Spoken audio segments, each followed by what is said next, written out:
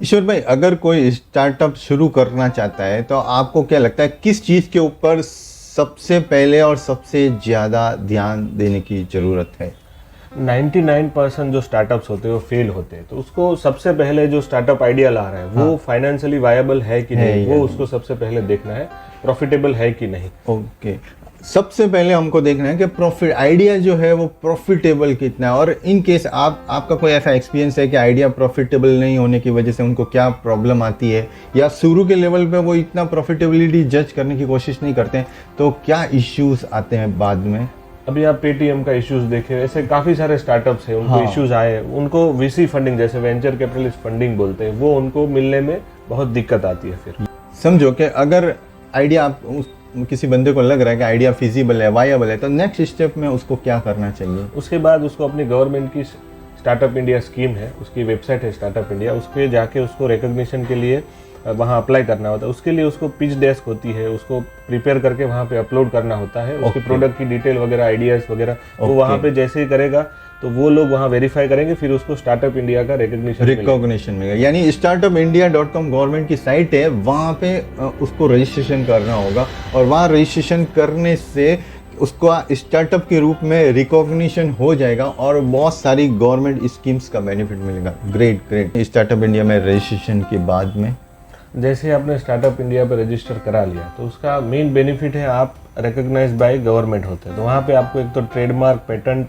जो है उसमें गवर्नमेंट की जो फीस होती है उसमें 50% डिस्काउंट होएगा गवर्नमेंट की ट्रेडमार्क और पेटेंट की फीस। ओके, उसके बाद आता है सीड फंडिंग। जैसे आपको कोई फंडिंग चाहिए तो वो 5% पे वहाँ पे कंसेशनल रेट पे मिलती है। ओके, 5% कंसेशनल रेट पे फंडिंग मिलेगी, गवर्नमेंट नहीं तो और जगह पे आपको 9% लगता है। हाँ। फिर उसके बाद आता है मार्ग करके एक पोर्टल है जहाँ मेंटरशिप प्रोवाइड की जाती है। अगर आप स्टार्टअप इंडिया पे रजिस्टर्ड है और मार्ग अंदर उसका एक पार्ट है, अच्छा, वहाँ पे क्लिक करते हो तो आपको मेंटरशिप भी प्रोवाइड। मेंटरशिप में क्या हेल्प की जाएगी? आपको कोई भी टेक्नोलॉजी रिलेटेड इशू है या कंप्लायंस रिलेटेड इशू है, कोई भी इशू है, वहाँ जो मेंटर्स होते हैं, जो मेंटर रजिस्टर्ड होते हैं, वहाँ पे जाके आपको मदद करेंगे, पूरी हेल्प की जाएगी। उसके बाद एक टैक्स बेनिफिट जो कि बहुत अच्छा बेनिफिट है। अगर आप वहाँ पे रजिस्टर कराते हो तो उसके बाद अलग से एक एप्लीकेशन अंदर ही होता है स्टार्टअप इंडिया में, वहाँ पे आपको 10 साल में से कोई भी 3 साल का टैक्स बेनिफिट मिलने के प्राविधान है, चांस है। अगर आप अप्लाई करते हो तो आपको मिल सकता है। 10 में से 3 साल, कोई भी 3 साल हो सकता है। No tax.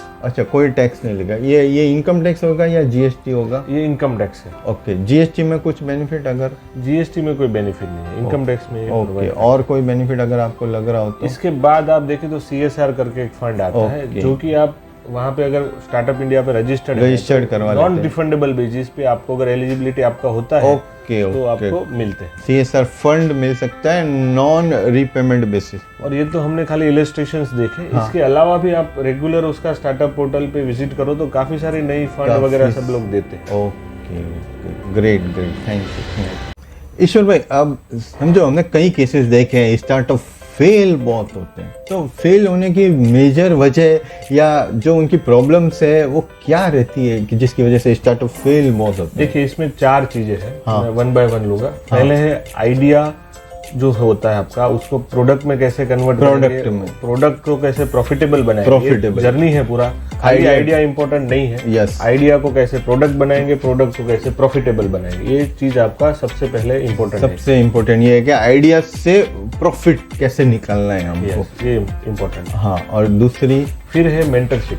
जैसे आपका मेंटर कोई हो गया जो आपको गाइड करेगा, जैसे आपका आइडिया प्रोडक्ट में आपको आइडिया आ गया कि आइडिया टू प्रोडक्ट आपके पास नॉलेज है, पर उसको प्रोडक्ट को प्रॉफिट में कैसे कन्वर्ट करेंगे वो आइडिया नहीं, तो मतलब मेंटरशिप की जरूरत है। मतलब मेंटर की बहुत जरूरत पड़ती है, नया फील्ड है इसके लिए कि आपको कई बार आइडिया तो होता है पर आपको गाइडेंस की जरूरत रहती है, तो उसके लिए। उसके बाद SOP बोलते हैं सिस्टम्स। तो सिस्टम्स हम समझे तो जैसे आपका रेगुलर बिजनेस और स्टार्टअप में ये फर्क है कि रेगुलर में एक ही ओनर सब काम करता है, पर यहाँ पे प्रोडक्ट आपका बनाना है बढ़िया से और प्रॉफिटेबल बनाना, तो उसके लिए आपका हर एक एंगल अलग अलग आदमी देखेगा। हाँ, ये कॉर्पोरेट लेवल फाइनेंस है, अलग देखेगा, उसका परचेज अलग देखेगा, सेल्स को अलग देखेगा, हर एक का अलग अलग डिफाइंड रोल, वेल डिफाइंड आपके रोल रहता है, रोल और सिस्टम रिस्पॉन्सिबिलिटी होनी चाहिए, purchase, sale, finance, every compliance. उसके बाद आता है फंडिंग।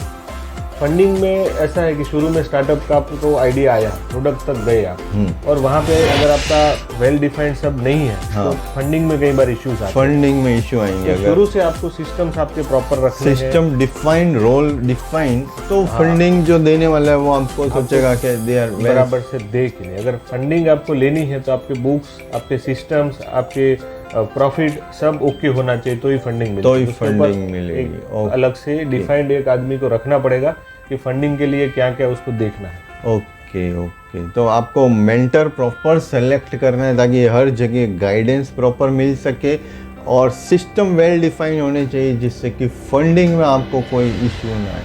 Thank you, great.